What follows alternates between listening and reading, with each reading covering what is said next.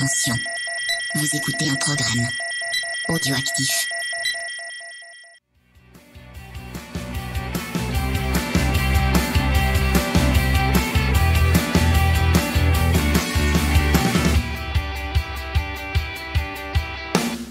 Salut à tous, on se retrouve pour le numéro 44 de C'est qui en pôle. On va parler ce soir de la saison 2018 des catégories Moto 3 et Moto 2. Et ce soir, évidemment, Pierre et Steph. Comment ça va, Pierre ?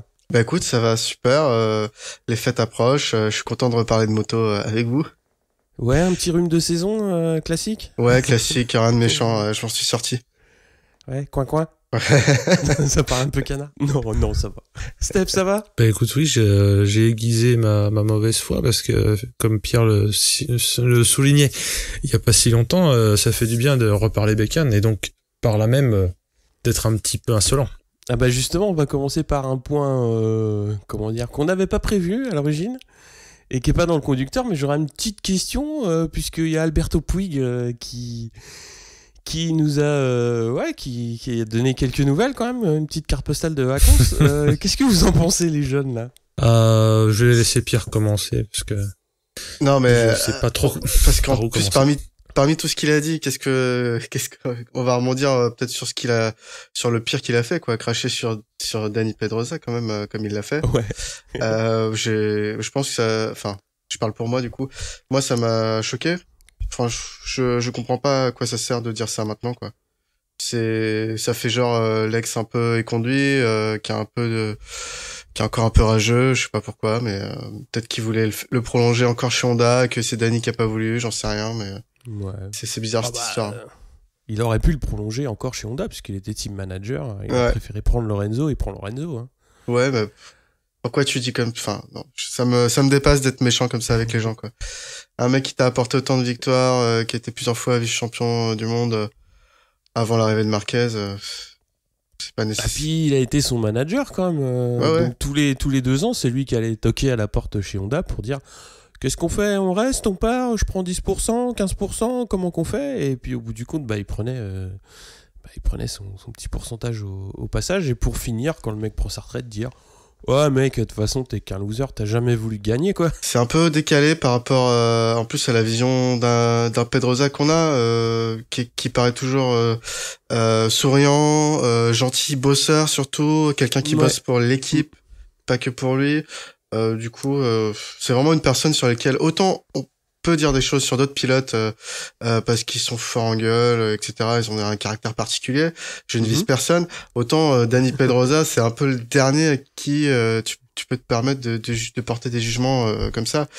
S'il a autant de carrière en MotoGP et même avant dans les catégories inférieures, je pense que c'est pas parce que c'est un loser. Steph, on t'a pas entendu encore ? Non, mais en fait, je suis complètement en phase avec ce que dit Pierre.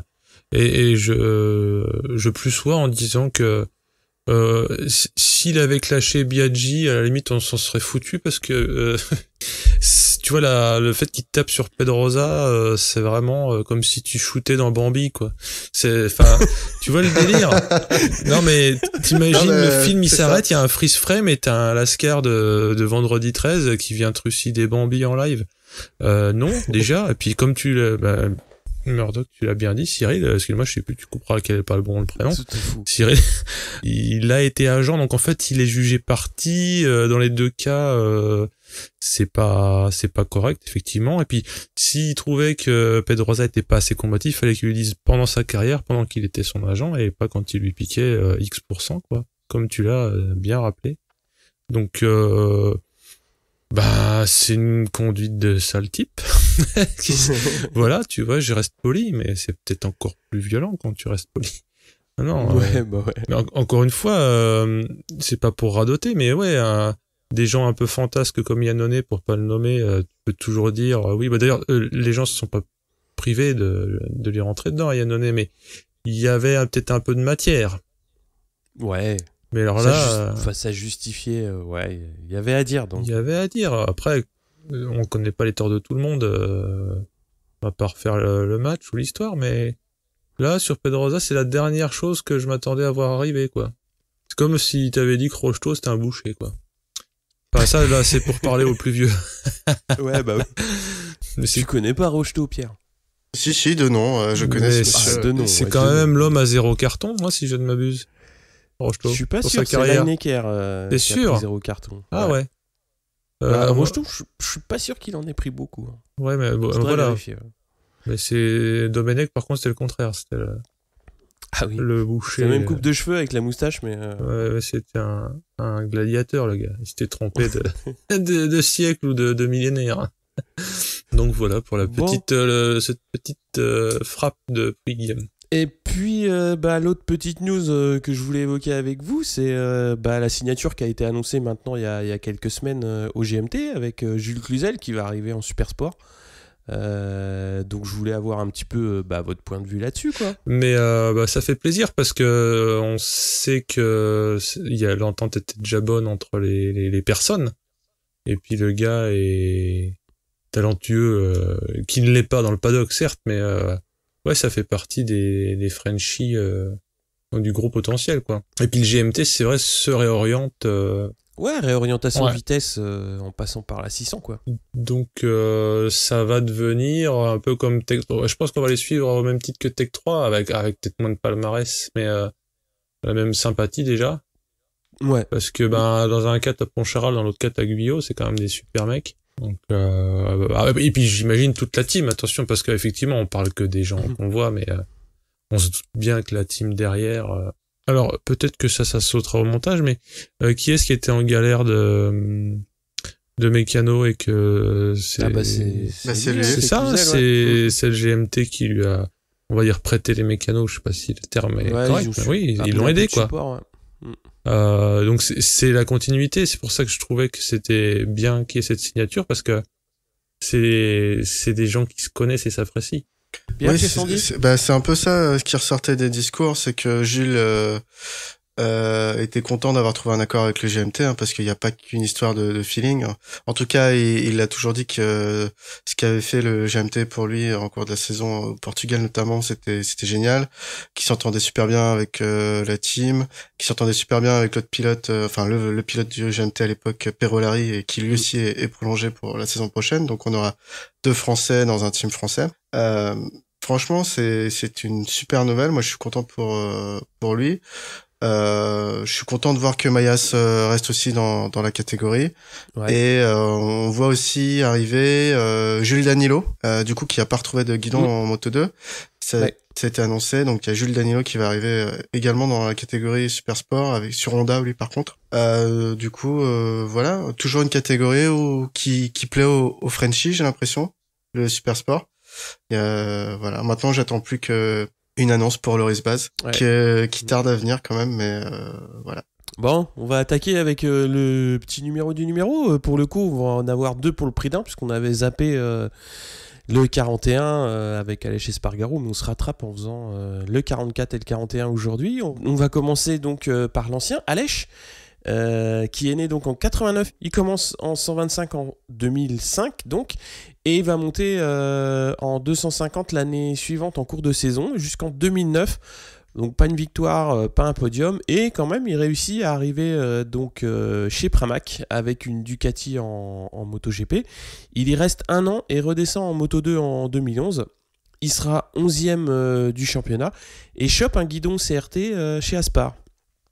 Il sera premier CRT les 2 années donc où il y aura cette catégorie qui courra avec les MotoGP, pour arriver ensuite donc chez Suzuki pour 2 ans, en 2015 et 2016, et Aprilia donc les 2 années suivantes, 2017-2018, et pour les années qui vont venir aussi. Donc un podium en MotoGP à Aragon en 2014, une course qui avait été un peu émaillée par une averse qu'il avait très bien gérée. Et on va passer maintenant au numéro donc 44, Paul. Alors donc on parle de Paul qui lui est un petit peu plus jeune, né en 91. Il arrive en 2006 en 125 en cours d'année. Pour sa première saison pleine en 2007, il est 9e. Il restera 4 ans en 125 pour gagner 5 courses et 21 podiums. Il est 3e au général en 2010. Et il va monter en Moto 2. Il va y rester 3 ans pour 10 victoires, 21 podiums. Et il va être surtout champion du monde 2013, après avoir été 2e en 2012, derrière qui 2012 ? C'est facile. Marquez. Ouais. Ah, ça m'a fait Et mal de devant le dire. Yannone. Donc quand il est deuxième, il est coincé entre Marquez et Yannone. Et il sera donc champion du monde l'année d'après, en 2013. Et il va monter donc en MotoGP chez Tech 3 pour 3 saisons. Donc sa meilleure saison, ça va être 2014 avec une 6e place au général. Et il va partir donc chez KTM avec son coéquipier de l'équipe de l'époque, Bradley Smith. Il va offrir le premier podium à la dernière course de Valence. Voilà le petit tour des 2 Espagnols. Qu'est-ce que vous en pensez, les jeunes ? Déjà, moi, j'ai une remarque qui est complètement pratique. Ils ont bien joué à MotoGP parce que leur nom, ils mettent bien ESA et ESP. Je trouvais que c'était très utile de le dire. Un truc tout con, mais si c'est les mêmes noms et qu'ils sont dans le même championnat, ça peut être compliqué. Et pour être plus sérieux, effectivement, l'impression que j'ai, c'est que je les ai quasiment toujours vus dans le décor, les Espargaro. Tu vois ce que je veux dire? C'est plutôt dans le fond, ouais. Oui, mais voilà. Ah, non, mais dans le décor, je m'exprime peut-être mal. J'ai toujours l'impression de les voir. Enfin, c'est comme s'ils avaient posé la première pierre du MotoGP, quoi. Malgré des résultats, comme tu l'as souligné, bon, il y a eu quelques pics de performance, mais alors je suis pas en train de leur souhaiter du mal, mais tu te demandes comment ils arrivent à rester tant d'années en MotoGP. Je suis un peu d'accord avec toi. Je pense qu'ils ont les bons team managers, les bons sponsors peut-être derrière. C'est vrai que c'est un peu des dinosaures dans le fait où ils tournent beaucoup entre les teams. Il reste, par exemple, cette saison, c'est Bradley Smith qui devient pilote d'essai et c'est Paul qui continue. Donc c'est vrai que Paul était plus performant en termes de résultats sur la KTM. Bon, après, moi j'ai un petit faible pour Aleix. Je trouve que, notamment depuis qu'il est chez Aprilia, je trouve qu'il fait vraiment du boulot intéressant, même alors que la moto elle est pas évidente. Ouais. Il sait en tirer quand même des belles choses, ouais. Parce que ça doit pas être facile tous les jours, ils doivent pas avoir beaucoup de moyens. C'est ça. Après, je trouve que ça reste des bons pilotes et qu'ils ont pas volé leur place dans la catégorie, comme d'autres. Loin de là. Oui, mais en fait, je me dis, parfois le MotoGP c'est très très violent en fait avec les pilotes. On a qu'à voir des pilotes qui étaient censés rester 2 ans et qui redescendent au bout d'1 an. Et derrière, t'as des gens qui... Alors, est-ce que les gens préfèrent enfin, les teams préfèrent des gens moyens, mais... Enfin, je sais pas. Encore une fois, évidemment, tous les gens du paddock sont des super pilotes, mais je vois parfois des saccages de... Il y a pas d'autre mot de pilote. C'est comme Loves aussi, on se souvient de Loves, on va en reparler tout à l'heure parce que là, il est en Moto 2. Non seulement il s'est fait lourder, mais très tôt dans le début de sa saison, ça a été joué, quoi. Alors après, comme tu dis, il y a peut-être des bons agents, il y a peut-être des bons sponsors. Et puis voilà, il ne reste pas moins que pour rester sur ses roues sur une MotoGP, il faut être un très bon pilote. Donc je suis pas en train de les taxer de mauvais pilotes, hein. Mais le monde merveilleux du MotoGP est pas toujours juste, tu vois ce que je veux dire? Ouais. Donc et puis pour sa défense, Paul a vraiment eu une saison compliquée au niveau des blessures cette année. Ouais. Je pense qu'il aurait été, s'il n'avait pas été victime de ses blessures, je pense qu'il aurait fait une meilleure saison, surtout au vu de son résultat de fin de saison. On passe au débrief. Allez. Affirmatif. Allez, c'est parti, on commence par le Moto 3. Avec, déjà, on va balayer un petit peu le championnat de la 5e place à la tête. Donc, 5e, Lorenzo Dalla Porta avec 151 points. 4e, Enea Bastianini, 177. Bezzecchi, 3e, 214 points. Fabio Di Gianantonio, 2e avec 218 points. Et champion du monde, Jorge Martin avec 260 points. Les différents vainqueurs donc durant toute la saison, on a eu Eutel, Dalla Porta, Bastianini et Honshu qui ont gagné une course chacun. Arenas et Di Gianantonio en ont gagné 2, Bezzecchi 3 et Martin 7. Rookie de l'année, c'est Jaume Macia, l'Espagnol, qui est rookie avec 76 points.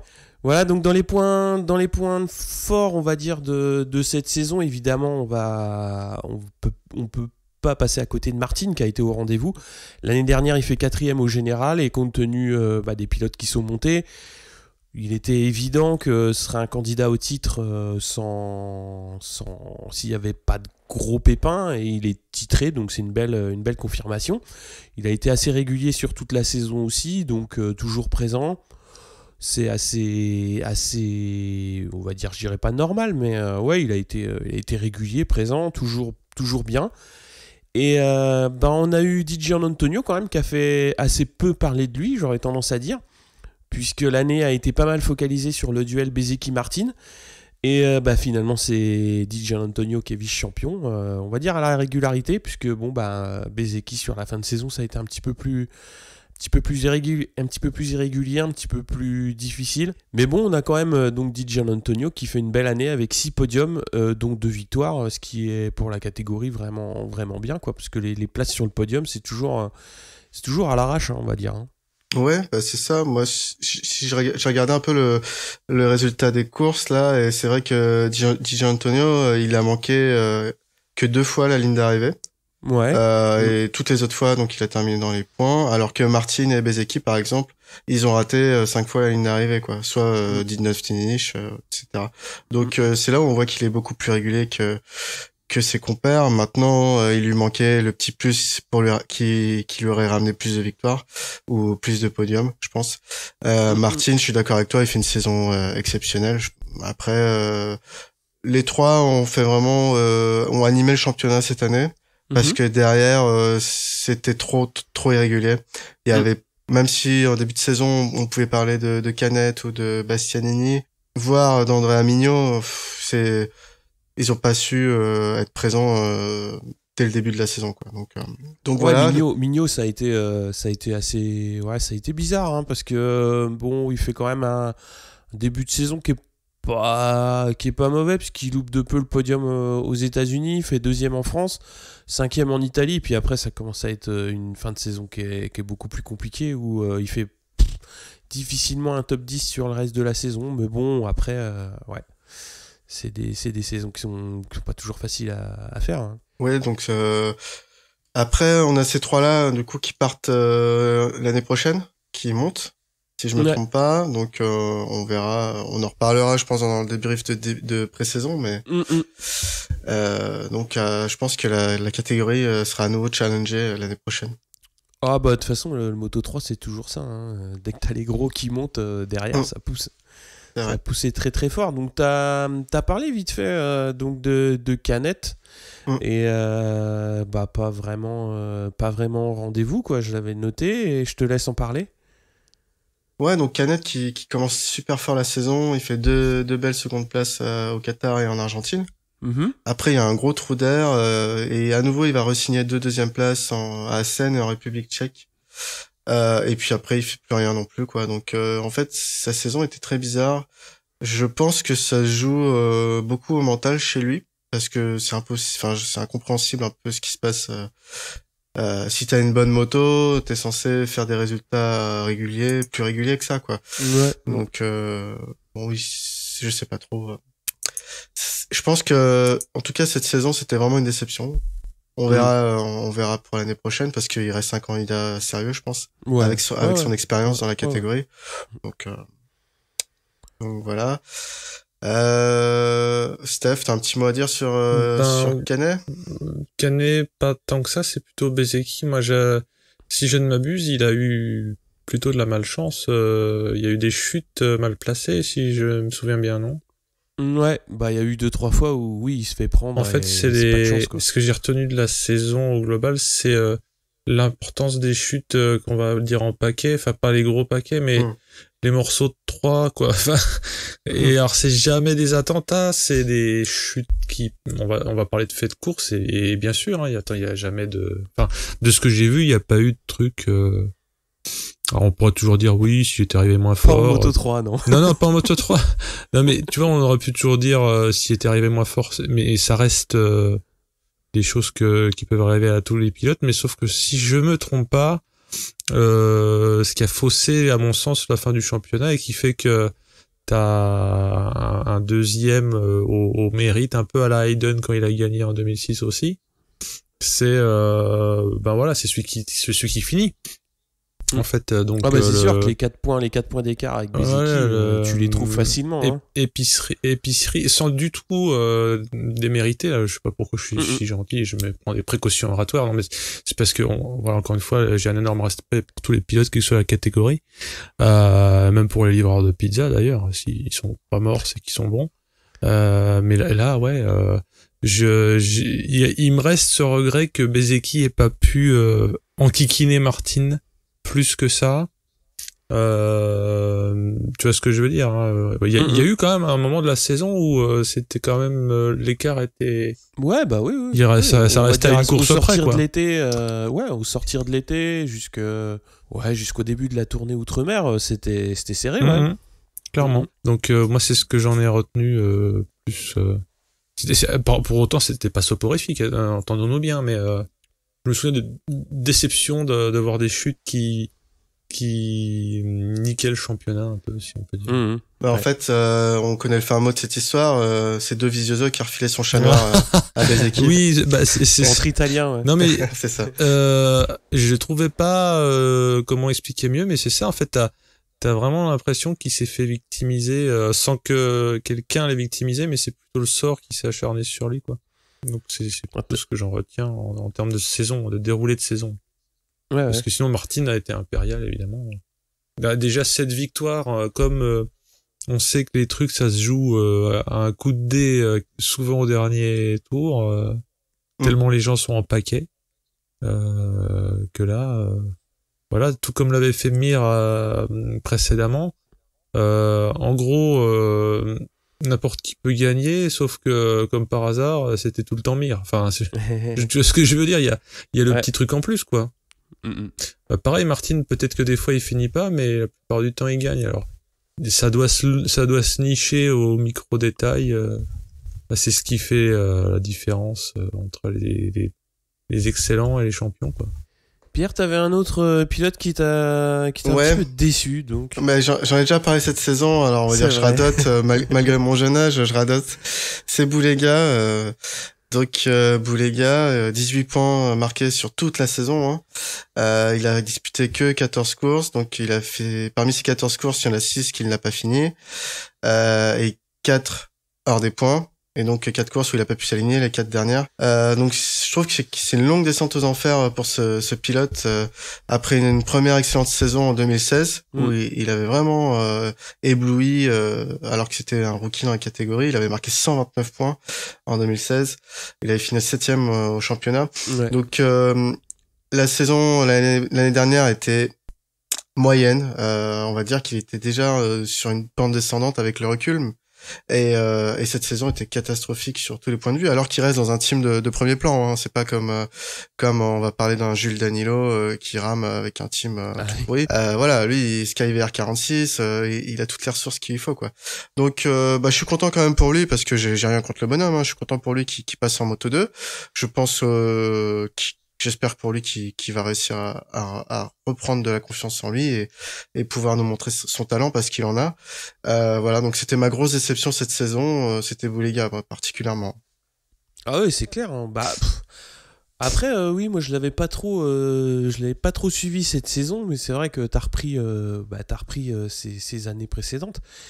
Et c'est vrai que il avait un petit peu cassé la baraque en arrivant et il a eu du mal à tenir le pavé, quoi. Donc c'est un peu dommage, mais c'est vrai que c'est un peu à l'image de ce que fait Canet aussi, hein. C'est-à-dire c'était assez fort et puis ça a un petit peu de mal à confirmer. Ouais. Bon on va laisser encore un petit peu du temps, hein. Bon après voilà, il va monter. Je pense qu'il va trouver ce qu'il faut. Après, moi, ce qui me fait penser que ça peut le faire, c'est que après l'équipe Sky, donc VR46 dont tu parlais, ils s'entraînent beaucoup tous ensemble. Donc s'ils le font monter et surtout passer de Moto 3, on va dire à une Moto 2 nouvelle. Je pense qu'ils sentent le coup et qu'il doit pas mal s'entraîner sur la cylindrée qui va correspondre. Donc je pense qu'ils font ça en connaissance de cause. Puis après, bon, de toute façon, on aura assez vite la réponse. Mais c'est vrai que les beaux succès sont un peu loin pour lui maintenant, donc c'est un peu dommage.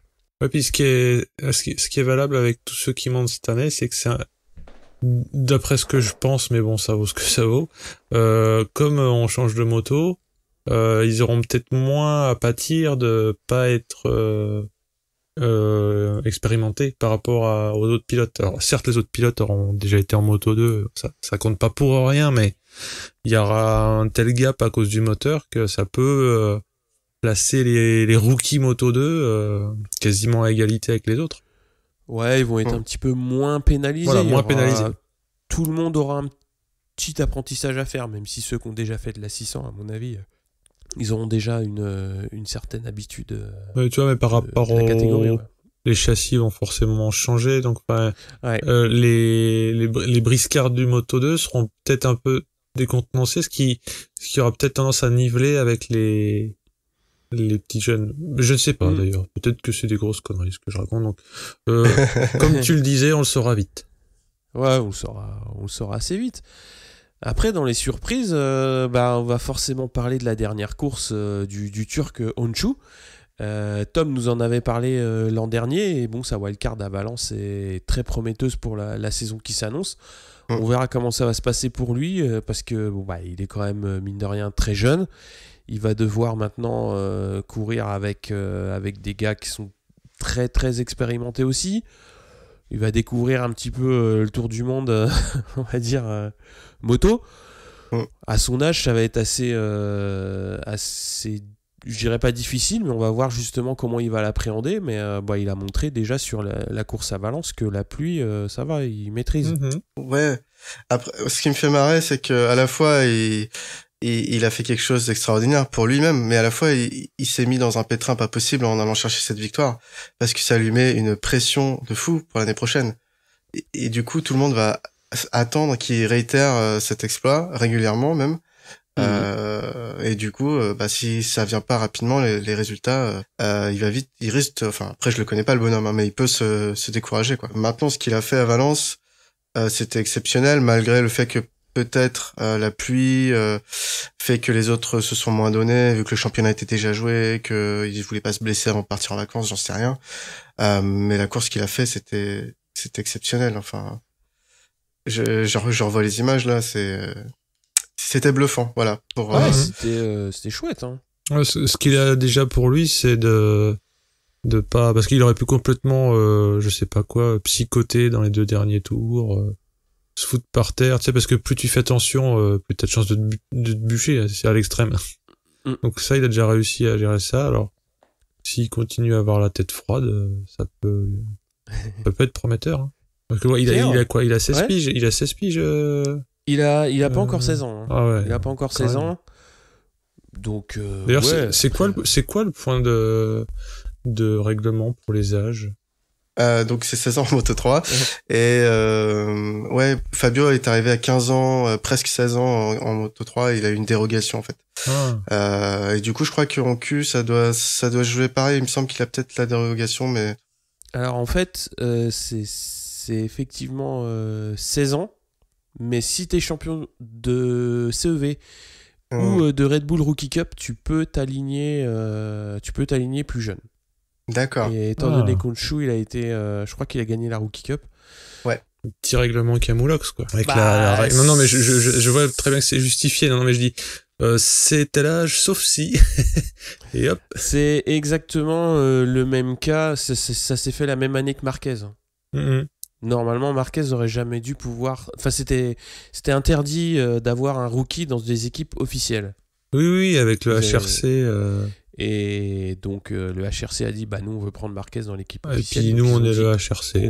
Ok, on change un peu le règlement pour ça. Parce que pour rappel, un mec comme Stoner, il a été obligé de passer chez LCR. Ouais. Puis je me souviens qu'il y avait un sketch avec Lorenzo, son premier GP, c'était à quelques jours près parce qu'il avait pas le bon âge ou je sais pas quoi dans la petite catégorie en 120, c'était en 125, je sais plus. Il y avait un sketch comme ça en tout cas, c'était ils ont dû jouer sur le week-end qui allait bien pour qu'il ait le droit de courir, quoi. Donc, ouais. C'était plus drastique à l'époque, que je sache. Mais bon, enfin moi, je suis pas pour que justement pour quelques mois d'écart, tu bannisses un gars qui est fortiche. Hein. En tennis, t'as bien des gamins de 14 ans qui ont le droit de s'aligner sur des tournois dits. Tu peux aller à Roland-Garros quand t'as 14 ans. Non, quand je dis 14 ans, j'exagère peut-être, mais dès que t'as justement cette notion de wildcard, Ouais. ça fait un peu camoulox sur tous les autres paramètres, quoi.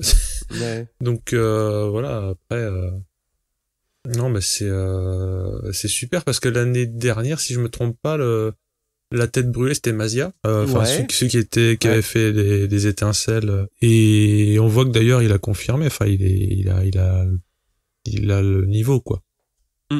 Ouais, Mazia, ouais, il a fait une bonne saison. Ouais, c'est pareil, faut que ça confirme, quoi. Ouais, mais il s'est pas écroulé, quoi. Il s'est pas fait Non. une Ben Spies. Non, je suis vilain, mais tu sais, Spies c'était tellement aussi d'attente eu égard à son aura. Pour moi, il avait une aura, Spies, hein, en sortant du Superbike. Et ça a tellement pas marché que, et surtout à la fin, c'était devenu exponentiellement mauvais pour lui. Il y a rien qui marchait, quoi. Alors que bon, Mazia, il a fait sa place. Pierre, une autre surprise. Oui, bah moi j'ai bien aimé. On les a vus régulièrement aux avant-postes. Alors pas dans les top 3, mais souvent de la 4e à la 9e place, en course ou en pole régulièrement. Donc c'est les deux japonais, Sasaki et Suzuki, donc aucun lien, fils unique. Donc le premier, Sasaki, il a fini 20e au classement, 50 points, et son meilleur résultat, il finit 8e au Qatar notamment. Et pour Suzuki, c'était encore un peu mieux, donc 71 points, il finit 14e au général, et meilleur résultat, 5e place en Catalogne. Moi je pense que ça faisait longtemps que j'avais pas vu des pilotes japonais aussi performants dans cette catégorie, donc j'attends de voir ce qu'ils feront l'année prochaine. J'espère qu'ils vont continuer parce que là c'était pour eux deux, c'était une entrée, quoi, donc j'attends de voir ce qu'ils vont donner l'année prochaine avec impatience. Ouais, bah ça fait toujours plaisir de voir, parce que des pilotes japonais, on en voit assez peu comparé à une époque un petit peu plus ancienne, où bah je dirais pas qu'ils dominaient, mais ils étaient quand même très très présents, et ouais, c'est toujours bien de voir que les écoles de pilotage bah, continuent à sortir des pilotes de qualité, quoi. C'est plutôt cool. Hein. Une dernière remarque, Pierre, tu mettais toujours du spectacle, évidemment, Moto3. C'est vrai que c'est la seule catégorie qui donne toujours du spectacle, quel que soit le circuit, et même devant le MotoGP, quoi. C'est sûr que ça va être serré quasiment jusqu'à la fin de la course entre les 10 premiers pilotes. Et c'est sûr que l'aspiration et la tactique va jouer un rôle prépondérant pour la victoire, quoi. Et on rate rarement, on perd rarement du temps, pardon, quand on regarde une course de Moto3. Ouais, on a eu une chouette image, Pierre, au Grand Prix de France. Ouais, c'est vrai qu'on se souvient, bah justement, c'est pour ça que c'est des courses spectaculaires. On se souvient de Kornfeld qui s'envole dans le bac à sable. Et qui roule sur la moto d'un de ses concurrents. Ça lui fait une sorte de tremplin qu'on voit que dans les films d'action, et il réatterrit dans le bac à sable. Comme il est intelligent, il a pas coupé les gaz. Il chasse énormément de l'arrière, mais ça accroche quand même, et puis il reprend sa route comme si de rien n'était, quoi. Donc c'est vraiment une catégorie où ils sont jeunes, ils sont fous, ils sont fougueux, et ils ont peur de rien. Je suis pas sûr qu'on aurait vu ça dans une autre catégorie. Les motos sont plus lourdes, et donc ça aurait pas fait pareil, c'est sûr. C'est compliqué, ouais. Bah donc oui, alors le dernier petit point, c'est s'il fallait retenir une course. Ouais, donc moi ce serait Valence avec la victoire d'Honshu, parce que c'est quand même une course dont les conditions étaient particulière, c'était difficile, beaucoup de pluie. Ouais, il a géré ça comme un chef. Et toi, Pierre, t'avais une autre course ? Moi, j'ai retenu la course d'Aragon. Donc c'est Martin qui écrase la concurrence sur cette course. Il finit avec 6 secondes d'avance, ce qui est quand même exceptionnel dans cette catégorie. Et sur cette même course, on a Bezeki qui s'était qualifié 9e mais qui a été pénalisé, qui est parti du 18e. Lui, il a réussi à remonter jusqu'à la 2e place du podium. Et je pense que s'il avait eu quelques tours de plus sous le coude, il serait remonté encore sur Martin. Donc c'est vraiment une course qui est typique, qui est un peu à la fois typique du Moto3, c'est-à-dire pour Bezeki, c'est que t'as beau partir du fond de grille, tu peux quand même faire un super résultat dans cette catégorie. Sur un malentendu, tu peux conclure. Voilà. Et c'est ça. Et par contre, ça montre la domination exceptionnelle qu'a eu Martin cette saison dans cette catégorie, où dans un jour où tout va bien et il adore ce circuit, bah il est capable de mettre 6 secondes à sa concurrence, quoi, alors que toutes les motos ont la même puissance et accélèrent pareil. Donc, quand même exceptionnel. Ouais. Steph, quelque chose à ajouter ou... Non, moi c'est pas original, mais je retiens aussi Valence pour les mêmes raisons que t'as dit, le petit jeune qui n'en veut, quoi. Ah, puis qu'on a mis à tout le monde, quoi. Oui. Non, c'est...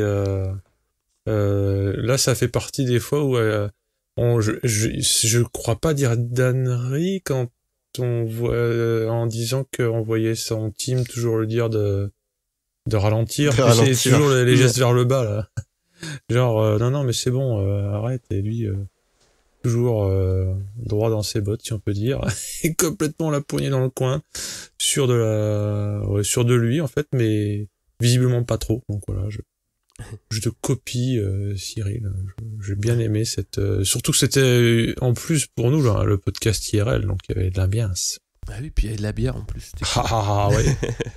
Carrément. Pierre, je te passe la main pour le Moto2. Alors, Moto2 2018. Donc, on rappelle les 5 premiers du championnat. En commençant par la 5e position, on a Lorenzo Baldassari, 162 points.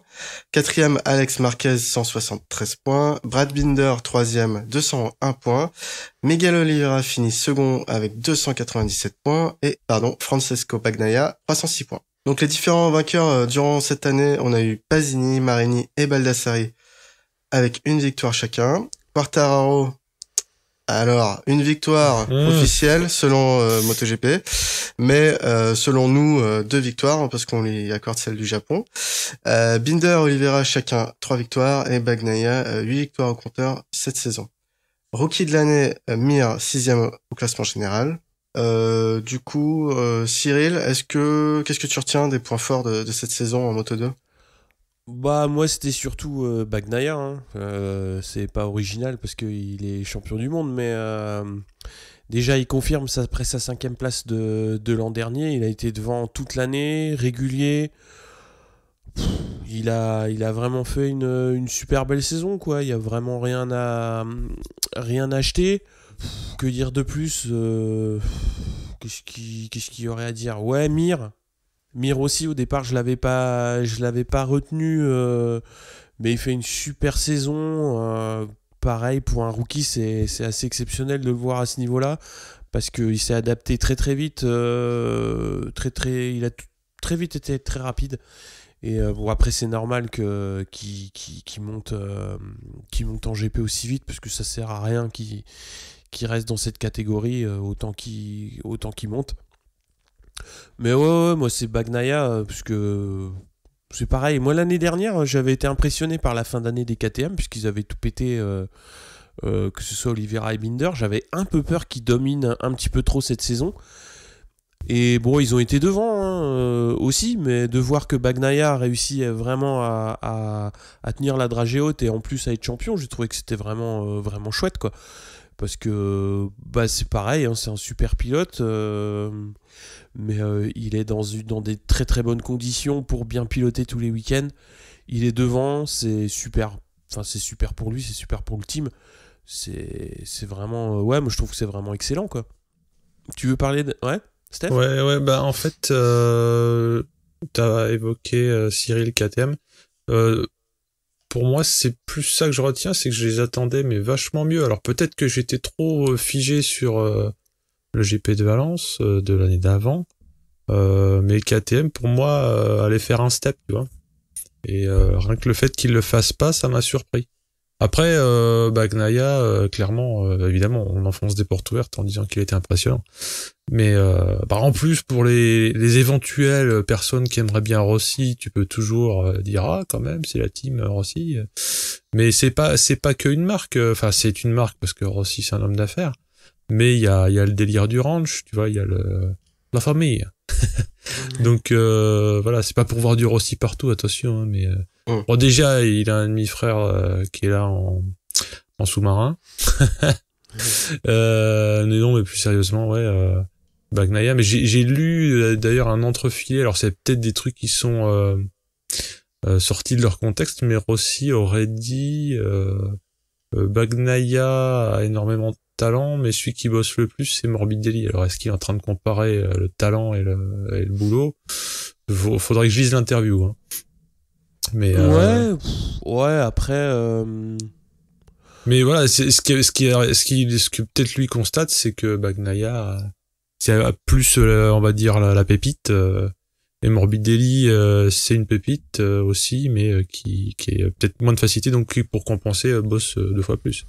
Mais bon, c'est intéressant à suivre, petit, mais encore une fois, peut-être j'aurais voulu plus de suspense par rapport à KTM, et puis il y a eu des grands prix où je crois que c'est Oliveira qui était aux fraises en milieu de peloton et puis qui remontait pas.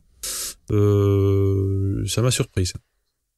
Ouais, bon, après Oliveira il fait quand même une belle saison, hein, parce que oui, je dis pas le contraire, mais je me serais attendu à l'inverse, tu vois, que ce soit KTM qui pète tout et peut-être vers 46 via Bagnaia d'essayer de leur de coller au train. Ouais, et il y a eu l'inverse, tu vois ce que je veux dire. C'est comme cette course où, sauf erreur, il y a eu un moment les deux KTM qui étaient en train d'essayer de chasser Bagnaia, et plutôt que de recoller, ils se sont fait bolosser. Ouais, quoi. Ils sont gênés. Ouais. Donc mais tant mieux en fait. Mais peut-être parce que j'ai une petite tendresse pour KTM, mais je suis impatient de les voir faire quelque chose. Et comme on a vu que c'était pas simple en MotoGP, même s'il y a quelques progrès, et que l'année prochaine 3 petits points on verra. Je me disais s'ils se refont la cerise en Moto 2, ça les récompensera. Je sais pas si tu vois ce que je veux dire, parce que c'est quand même une marque qui prend ses responsabilités, qui en tout cas qui met des sous, qui met sa marque, qui y va quoi.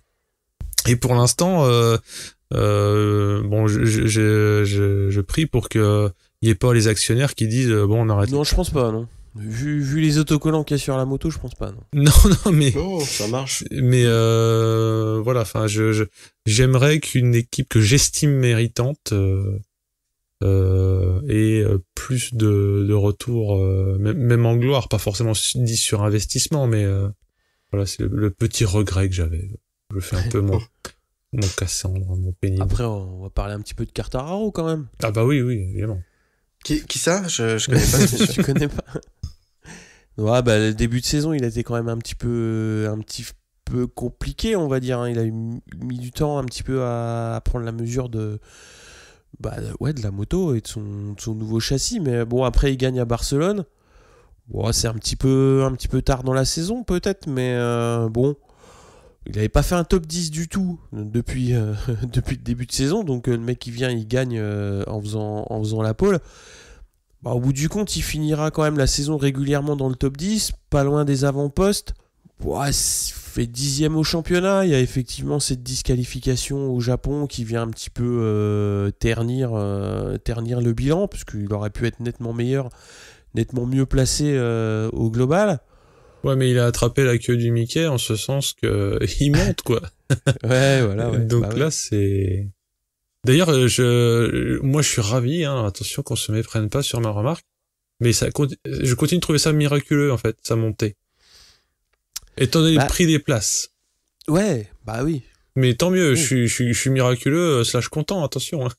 Mais tu voulais garder qui? Tu voulais garder Smith, tu voulais garder Lutti, tu veux garder Reddy, en fait, non, ce que je me disais, c'est que j'avais peut-être l'habitude qu'en France, on soit pas assez fort pour intriguer ou pour sortir des sponsors qui nous rendent, on va dire, on va parler de la dot. En fait, c'est le système de la dot, hein.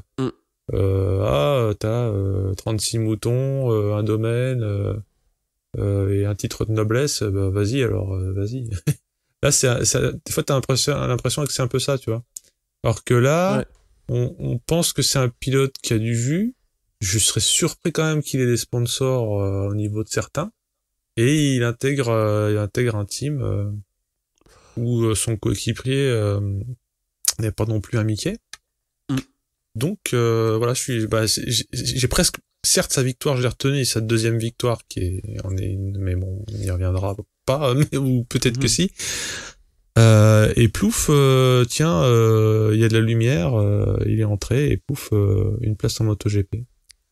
Bah après la place, il y a eu Bautista qui quand il a vu qu'il y avait une moto de libre, il s'est un petit peu secoué le cul quoi. Ouais carrément. Mais bon, c'était un peu tard. Après, moi je trouve que c'est comme tu l'as dit, c'est une très très belle pioche. Après quand tu vois un petit peu qui d'autre pouvait monter cette année, tu vas faire monter un Alex Marquez chez Yamaha, c'est quasiment impossible. Enfin, c'est rigoureusement, c'est même pas quasiment, c'est rigoureusement impossible. C'est comme voir un jour Marini chez Honda. Ça serait peut-être moins. Ouais, non, mais laisse tomber quoi. Non, je plaisante. C'est vrai c'est un peu les Montaigu et les Capulet là. Bah oui, là c'est. C'est ce qui fait aussi dans la bergerie là. C'est un peu ce qui fait le sel aussi du MotoGP, c'est les petites histoires. Ouais. Mais bon, après, quand tu regardes le championnat, bon, bah, il y avait pas grand monde à faire monter. Tout le monde avait signé. Après, oui, on verra. Hein. De toute façon, non, mais encore une fois, j'ai pas du tout de problème. Enfin, c'était pas une remarque sur le mérite, mais c'était une remarque sur la bonne surprise. Ah ouais. Puisque on a vu parfois effectivement des personnes un peu manches monter à coup de sponsors. Ou de filiation. Ouais, Karel, on t'a vu. Non, mais voilà. Et encore une fois, j'y repensais parce que ça, on n'arrête pas de se foutre la gueule d'Abraham et tout. Mais ça a beau être un fils d'eux et je sais pas quoi, mais il arrive quand même à faire ses chronos quand il y a des qualifs, c'est pas apocalyptique. Des fois, il finit sur 0, donc c'est quand même quelqu'un qui sait mener une MotoGP. Mais bon, effectivement, j'allais dire, s'il a eu X années pour s'y faire, ça a peut-être ce petit côté injuste. Ouais. C'est ça, si tu compares, je sais pas, un Jonathan Rea, un Loris Baz. Oui, bah voilà. Qui mérite par rapport à eux? Oui, là, on est sur du mérite, mais là, au moins, il a acquis le niveau pour savoir où était le voyage et la poignée de gaz. Il restera un pilote 1000 fois plus talentueux que moi et en termes de temps il va pas sa place sur la grille. C'est ça, mais c'est sûr qu'à ce niveau tu peux pas. Enfin, oui, il y a la justice et il y a le financier quoi. Donc vive le fait que pour une fois c'est bon pour nous. Voilà, c'est tout ce que j'ai à dire. le village gaulois. Ça grandit en MotoGP, mais on a personne en Moto 2 quoi. Certes.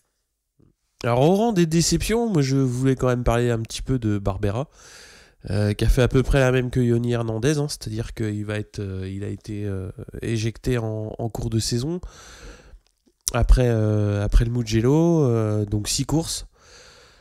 Bah assez rapide, mais bon, au bout du compte, il avait vraiment rien montré. Il descendait de MotoGP et c'était un petit peu, dire que c'est compliqué, c'est un euphémisme.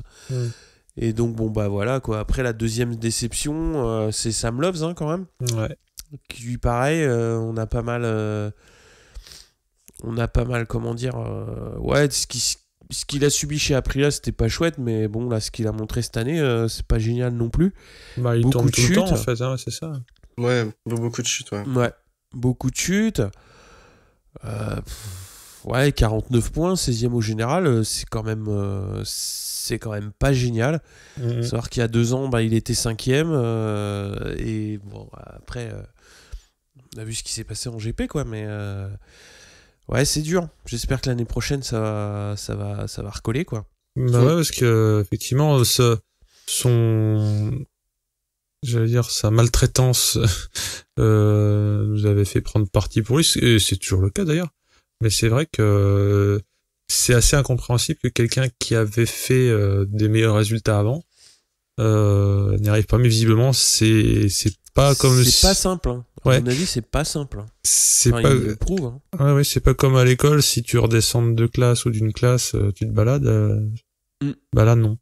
Non. Ouais. Bah, je pense que ça doit être lié à une partie en MotoGP, il y a beaucoup d'électronique, pas du tout en Moto2, et c'est peut-être ça joue sur les repères ou certaines choses, quoi. Là, c'est vrai que l'année prochaine, il va retrouver une moto en termes d'électronique qui est beaucoup plus proche de MotoGP, donc un peu plus d'équipement, ouais. Donc on verra s'il s'en sort. Mais ça fera toujours un truc en plus à blâmer. Je pense à un team en particulier en MotoGP. Avec l'électronique, ouais. Bon, bah, on verra. Alors, qui veut parler aussi de Marquez? Déception ou finalement déception, du coup c'est pas mal? Bah non, mais attends, ça fait combien d'années qu'il tapine en Moto2 là? Excusez-moi d'être violent, mais il a eu des meilleures années, ça c'est rien de le dire. Mais c'est toujours le champion du high side, quoi. Et ouais. Enfin, peut-être aussi le problème d'avoir non pas de l'hérédité, mais d'avoir une fratrie comme il a. Mais il a été champion du monde Moto 3. Oui. Donc en fait c'est quelqu'un sur lequel t'avais commencé à miser, même s'il s'appelait pas Marquez. Bon, après quand il s'appelle Marquez, tu regardes un peu plus et ce que tu vois, c'est qu'il est moyen dans un championnat qui est relevé, certes, mais tu vois ce que je veux dire. Et on aurait moyen, je te trouve sévère quand même. Bah, non, c'est quoi son classement? Pour moi, ça reste final un top. Je parle du classement, attention, je préfère répéter quand même que je trouve tous qui sont quatrième, mais à cause du nombre d'années qu'il a, alors peut-être que les autres ont vachement d'années au compteur, j'avoue, je connais pas bien leur fiche technique, mais Amir, bah quand même, bon, il est pas classé pareil, mais tu vois ce que je veux dire, ça, autant Mir m'impressionne et autant Marquez me déçoit, parce que je trouve que, ça m'embête pour lui en plus, parce que je suis pas en train de dire du mal gratuitement, c'est que je me serais attendu à ce qu'il tire les marrons du feu, maintenant que Morbidelli étant parti, je m'étais dit bon bah Marquez va pouvoir un peu tirer les marrons du feu. Ben non, visiblement. Il doit être encore devant Gary Lafayette à aller vendre les marrons, quoi. Ce qui est marrant, c'est que j'avais lu une interview de Marquez, le vrai, et il disait, bon voilà, il parlait de son frère, on lui posait une question sur son frère, et il disait, ce que je comprends pas, c'est que à chaque fois qu'on fait une course ensemble, c'est Alex qui me fout une raclée, quoi.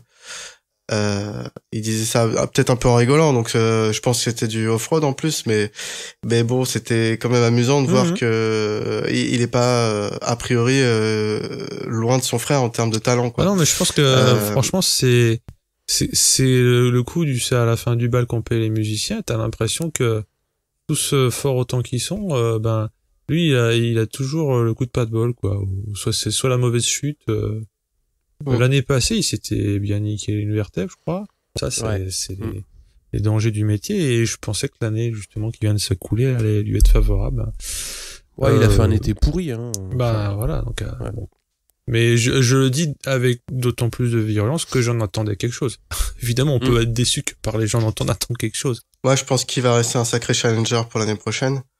J'espère. Quand tu regardes, bon, certes, il y a les rookies qui ont débarqué, qui sont costauds, mais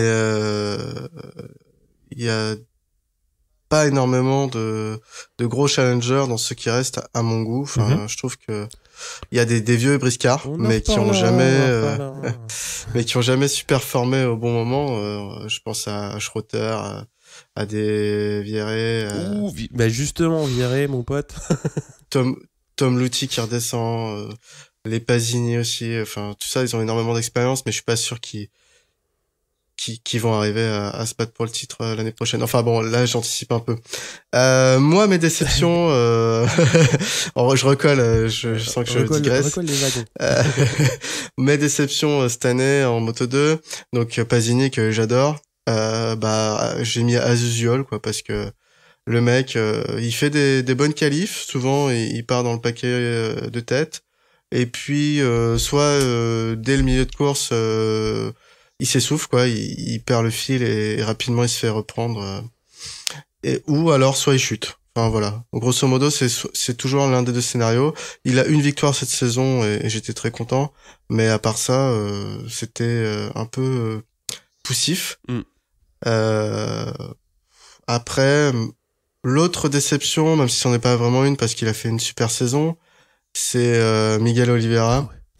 J'ai mis c'est quoi son problème avec les QP, les qualifs, parce que sérieusement, s'il partait pas 19e sur la grille à chaque Grand Prix, j'exagère mais c'est presque le cas, il aurait fini sans doute les courses plus souvent en tête, quoi, ou plus souvent avec des gros points. Ouais, c'est vrai, malgré tout le talent je te rejoins là-dessus. C'est aussi pour ça que je soulignais que KTM. Alors c'est peut-être pas la marque KTM, mais c'est le bundle Moto Pilot Team. Et pourquoi Oliveira, ouais, il est limite de pas se qualifier, quoi. Enfin, je pousse le bouchon, hein, mais et derrière en course, c'est un animal, quoi. Je ne sais pas. Espérons que ça se... il est obligé de faire des remontées de taré tous les week-ends, quoi. C'est quand même dingue, hein. C'est ça, mais il y a qu'à lui foutre un lièvre en plus, comme pour les lévriers, pendant les qualifs, tu vois. Tu lui fais croire, ou alors tu lui changes tu sais, sur son réveil, la date. Tu lui fais croire que c'est un dimanche. C'est dimanche. C'est ça, tu fais croire que c'est la course ouais, et hop. Et il dit, c'est quand même bizarre, ils ont pas trop l'air de se la donner, les autres. Pourquoi ils sortent tous les 2 tours? Mais je vais gagner avec ça. Et hop, la pole. Non, mais plus sérieusement, j'allais dire, en attendant de voir l'année prochaine, mais il restera quand même, désolé de radoter, mais cette espèce de rebattage de cartes, hein. Moteur / châssis. Donc, voilà. Et pareil, c'est ma petite marotte, mais voir une moto qui est une sorte d'hybride, un peu à la façon la mouche de Cronenberg, tu sais, quand tu mets un moteur Triomphe dans un châssis Katoche, ça peut être marrant. Après, au niveau surprise, où j'en ai déjà parlé rapidement, mais c'est Mir qui m'a épaté pour un rookie. 6e au général avec 4 podiums sur la saison, c'est quand même assez exceptionnel. Bon, moi je trouve que c'est une belle adaptation, surtout qu'il était dans un team, si je me trompe pas, il était en team avec Marquez. Ouais. Il était chez Marc VDS avec Marquez. Je pense que c'était pas ce qui était prévu, c'est-à-dire, je pense ce qui était planifié, c'était plutôt qu'il soit, on va dire, dans la 10e place du championnat, et puis que l'année prochaine, il verrait pour performer un peu plus. Du coup, il a une place en MotoGP, une belle place en plus, moi, je trouve. Donc, c'est là, effectivement, j'ai mal présenté mes arguments tout à l'heure. Mir arrive, il fait 6 pour un rookie et il monte en MotoGP, et Marquez fait 4 et il reste en Moto2. C'est ça qui m'a marqué le plus finalement, en fait. Et Suzuki, ils ont une politique qui veulent recruter des très jeunes. Oui. C'est ce qu'ils ont fait avec Rins. Bon.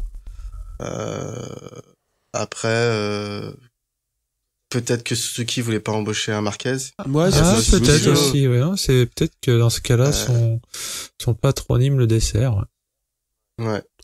Bon, moi, ce que je trouve dommage chez Mir, c'est que il a signé aucune victoire dans cette catégorie, donc c'est un peu coucou, je suis passé, et puis je m'en vais. Ça laisse une sensation d'inachevé. Pas forcément de gagner le championnat, mais au moins d'avoir quelques victoires au compteur. Après, il a pas volé sa montée en grade, hein, mais voilà, c'est un petit goût d'inachevé. Plutôt faire 2 belles saisons type Oliveira, où tu fais des beaux podiums, des victoires, et puis après tu dis même si je suis pas champion, je monte, parce que bon. C'est ça. Ou même Binder. Donc moi, c'est un peu, je l'ai pas mis comme surprise parce que ça fait sa 2e année qu'il est en catégorie Moto 2, mais cette saison, il a vraiment confirmé. Donc l'année dernière, c'était son année de rookie. Cette saison, 3 victoires, une pole. Bon, Bah tiens, justement, je pense que ce sera un challenger pour l'année prochaine dans la catégorie. Vraiment solide. Pour le coup, Binder, quoi. Ouais, donc c'était la fin de Honda en tant que motoriste dans cette catégorie. On va le rappeler très rapidement, puisque bon, bah, voilà, l'année prochaine sera du moteur un peu plus gros, 3 cylindres Triumph. On en parlera un petit peu plus en détail quand on présentera la saison prochaine. Pierre, t'avais une petite remarque, ouais, que j'ai trouvé assez rigolote. Ouais. Bah, je disais comment un team peut faire des erreurs aussi grossières que pour les pneus de Fabio. Ouais. Donc, qui lui fait perdre la victoire du Japon. Bon, ça me fait penser comme quand Johan Zarco était tombé en panne d'essence, à 50 mètres de l'arrivée. Ouais. Enfin, bon, il y a des trucs comme ça qui m'agacent et t'as toujours l'impression que ça tombe sur tes pilotes préférés.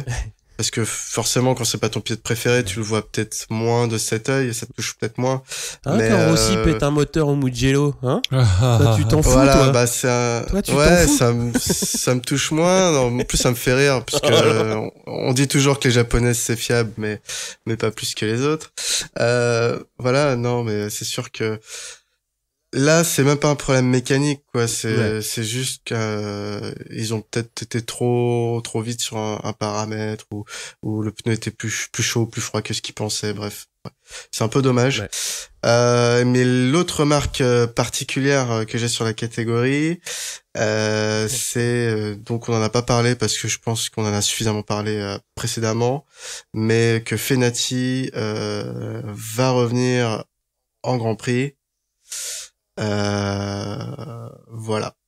Je crois que ça se passe de commentaires. Oh, bon, on en parlera l'ouverture de la saison pour le Moto 3. Parce qu'il reprend en Moto 3. Il reprend en Moto 3, oui, mais par rapport à ce qu'il a fait cette saison en Moto 2, bon. C'est vrai que c'est quand même... Alors, autant la déferlante a été un peu rapide, hein, parce que le temps médiatique est toujours court. Bien sûr. Mais c'est vrai que c'est marrant qu'avec tout le nombre d'aspirants, quelle que soit la catégorie, tu retrouves un gars comme ça. Parce que... Alors, c'est absolument pas comparable, mais il sent le soufre, tout comme Iannone sent le soufre, et aujourd'hui, une équipe va prendre Iannone en sachant ce qu'il a au compteur, hein, si je puis dire.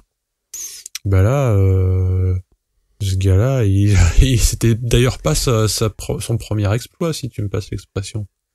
Ça venait couronner une carrière de psychopathe. Psychopathe du paddock. Bon, bah, on verra, mais ce qui est clair, je pense que c'est que personne lui passera rien, quoi. Enfin, là, j'imagine que ça va... Quand tu réussis à passer ça, à mon avis, tu te dis... Ouais... Ouais, mais bon, j'imagine que les marches, je sais pas si on dit les marches, c'est pas les marshals, c'est les directions de course, va quand même regarder, déjà qu'ils sanctionnent les mecs qui attendent l'aspi ou qui attendent un lièvre. Bah là, il faudrait quand même qu'ils regardent si le gars a pas mis des clous sur la piste, quoi. Parce que il y a rien d'autre qui est possible que saboter les bécanes des potes ou mettre des clous sur la piste. Ou alors ouvrir son carter d'huile. T'imagines le bonhomme, il s'énerve en Moto 2, qui est pas une catégorie connue pour pour avoir du contact tous les 5 mètres. Qui va faire cette chose. Et là, en Moto 3, il débarque, le carénage contre carénage tout le temps. Hein. Tu penses qu'il va réussir à garder son calme? J'imagine que non. Je pense qu'il aura pas le choix. Hein. Bah oui, mais justement, ça va être là. Mais comme il aura pas le choix, soit il le garde pas, et là, il dégage pour de bon, et puis il va faire pompiste, quoi. Enfin, ça va être comme dans Arnold et Willy, quoi. Gary Coleman, hein, il finira vigile dans un garage. Non. Je pense qu'on va le voir arriver avec des essieux style char romain. Effectivement, avec des lames. Moi, je citais Road Rash aussi, avec des bottes, tu vois. Il va mettre des bottes d'enduro pour pouvoir mettre des coudes là plus facilement. Non, je sais pas. Bon, nous verrons. Après, on va dire qu'on s'acharne, mais comme je te dis, c'était pas le coup de sang isolé, quoi. Cette personne est un petit peu cinglée. Hein. Bon, alors, s'il fallait retenir une course, Pierre. Bah, si on est chauvin, on est obligé de retenir la victoire de Fabio Quartararo, donc à Barcelone, et celle que j'ai trouvée encore plus belle du Japon, même s'il a été disqualifié après. Voilà, c'était 2 courses où du coup j'ai vibré énormément. Bon après, c'était encore une fois cette année, c'est la catégorie la plus faible des 3, je trouve. Donc on verra l'année prochaine si elle est plus faible que la Moto I en termes de spectacle. Mais cette année, la Moto 2 reste encore en dessous des autres catégories en termes de spectacle. À mon goût, bien sûr, ce n'est qu'une opinion personnelle qui n'engage que moi, qui n'engage T'inquiète, on n'a pas de sponsor, hein, c'est pas comme Baz qui se fait dégager parce qu'il aime pas la corrida. Hein. Nous, on est comme ça. Voilà. Non, mais bon, c'est vrai que il y avait des courses un peu soporifiques cette année en Moto 2. Ouais, donc, c'était soporifique. Oui, c'était souvent au train. Et puis il y avait assez peu de dépassements, quoi. Moi, il y a quand même aussi un pilote dont on n'a pas trop parlé, qui m'a bien plu cette année, c'était Luca Marini, parce que c'est pareil, un début de saison quand même assez poussif, mais il s'est bien réveillé sur la fin. J'ai trouvé que c'était au bout du compte une belle saison pour lui. Mais ouais, la course du Japon, c'est ultra frustrant quand même, parce que Quartararo, il a dominé de bout en bout la course, il fait des bons essais, il est bien placé, il domine de la tête et des épaules. Et puis être disqualifié dans ces conditions-là, c'est dommage, mais bon, c'est comme ça. Donc moi, ouais, je retiendrai plus le Japon. Alors moi, bizarrement, en fait, je retiens plus l'Australie, mais à cause de la 2e place, parce que c'est Mir. Et on en a un peu parlé aussi, on guettait Mir, et puis on s'attendait pas à ce qu'il performe. On s'attendait à ce qu'il performe, donc là il avait deliver. Mais là il fait 2, et je crois qu'à un moment, avant de se rater, il était largement prétendant à la victoire, quoi. Donc Mir m'a étonné, il me semble, parce que bon, l'Allemagne c'était tôt dans la saison, mais je crois qu'au moment de l'Australie, on devait déjà savoir qu'il montait. Ah oui. Et si je ne m'abuse, parce que c'est difficile dans ma tête, ça se mélange tout ça. Et ce que je me suis dit, c'est tiens, il légitime vraiment et son passage en Moto 2 évidemment et sa montée, parce que il a montré qu'il faisait jeu égal, quoi. Alors bizarrement, moi je retiens une course à cause du second, mais c'est parce que c'est Mir et qu'il m'était sympathique, en tout cas. Il m'est toujours sympathique. Donc je vais d'autant plus aussi le guetter en MotoGP sans non plus me verser d'illusions, parce que pour être performant dès l'année de rookie, il faut s'appeler Zarco. Excusez-moi pour Echo. Ouais. Ne citons pas Marquez, parce qu'évidemment sa première année en MotoGP a été assez fracassante. Mais les rookies qu'on qualifiera de normaux... Lorenzo s'en souvient. Oui, mais les rookies qu'on qualifiera de normaux, t'as qu'à voir Morbidelli cette année. Bon, il avait peut-être pas la meilleure bécane aussi, je sais pas. Il a été sérieux, mais il a pas fait d'étincelle. Ouais, on l'a pas vu, ouais. En fait. Bon, on en parlera au prochain, prochain débrief. Tu t'es fait. Bon, est-ce que vous avez quelque chose à rajouter, messieurs ? Vivement le Moulin Triomphe, hein. On l'a déjà un peu évoqué, mais moi ça fait partie des choses qui me titillent. Et puis Pierre parlait presque par dérision de la Moto I. Moi j'attends de la voir, la Moto I, pour ne serait-ce que voir les pilotes, ce mix d'anciens, de revenants, et puis savoir si les motos électriques ça renvoie ou pas, quoi. Ah ça on verra bien avec le temps, hein. Voilà. Non, mais ça va être une nouvelle catégorie, hein. Je sais pas si on peut la classer. Elle est pas classable, en fait. Entre 2, 3 et GP, c'est autre chose, quoi. Ouais, ça va être totalement nouveau. En termes de performance, ils étaient derrière les Moto 3 aux derniers essais. Ouais. Bon, après, ils vont s'améliorer, forcément, mais voilà. Moi, ce que j'ai vu passer, et ça m'a tapé dans l'œil parce que je suis un amateur de belle italienne, c'est la livrée MV Agusta qui revient en Moto 2 l'année prochaine. Magnifique, Moto 2. Ça, c'était... ceux qui l'ont pas encore vu, ils ont qu'à aller chercher sur Internet. Et du coup, j'ai hâte de voir Oncu en Moto 3 également l'année prochaine. Je pense que c'est ma plus grande attente parmi ces deux catégories. Il a pas le choix, comme disait Pierre, il s'est mis de la pression. Ah oui. Quand t'arrives, première course, tu fais ça. On la boit, et c'est clair. Si, ouais, une dernière remarque, une grosse déception, pas de français dans ces deux catégories l'année prochaine. Voilà. Ouais. Bah ça, faut voir qu'on s'y mette, hein. Bah, c'est un peu tard pour nous, les gars. Hein. Non, bon. Sur ce, on va clôturer ce débrief donc de la saison Moto 2, Moto 3. Donc si vous avez des commentaires, n'hésitez pas à les envoyer sur Twitter ou à nous rejoindre sur le Discord. Qu'est-ce qu'on peut rajouter d'autre ? Je pense qu'on peut dire joyeux Noël, puisque l'épisode devrait sortir tout juste avant le 24. Puis bonne fête de fin d'année, et puis quoi d'autre ? On se dit, on retourne hiberner un petit peu et on se retrouve courant janvier. Ouais, pour le débrief du MotoGP, j'imagine. Alors, on va essayer d'étendre un petit peu aussi au Superbike, Supersport, et évidemment de parler de l'année MotoGP. On va essayer de faire ça. Okay. Cool. Parfait. Bon. Sur ce, comme d'habitude, on vous fait. Est-ce qu'on fait des gros bisous en fin d'année ? Ça dépend à vu qui. que j'ai un rhume, on va éviter. T'as un rhume, ouais, pas. Donc, on fait coucou de loin. Voilà, c'est ça. Ouais. Comme au boulot. Voilà. C'est l'avantage aussi des réseaux sociaux, c'est que ça file pas les microbes, enfin, que je sache. Ouais, Twitter. La mauvaise foi, effectivement, elle passe, mais pas le reste. La connerie aussi, beaucoup, ça passe. Mais les gifs de chatons aussi, donc ça compense.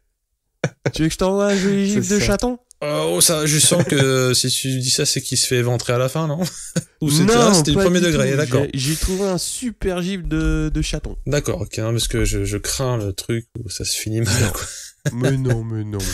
Non, d'accord, alors volontiers. J'aime bien les gifs de chaton. Écoute, volontiers. Moi, j'ai déjà la photo du mien qui marche dans le ragréage, cet enculé. Donc, si tu as un chaton mignon à me montrer, c'est avec plaisir. Je t'enverrai un gros chaton tout mignon. Écoute, on le partagera alors sur l'internet du réseau des réseaux. Voilà.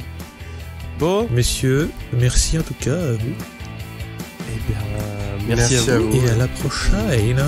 Salut à tous, à la prochaine. Joyeux Noël. Salut, ciao.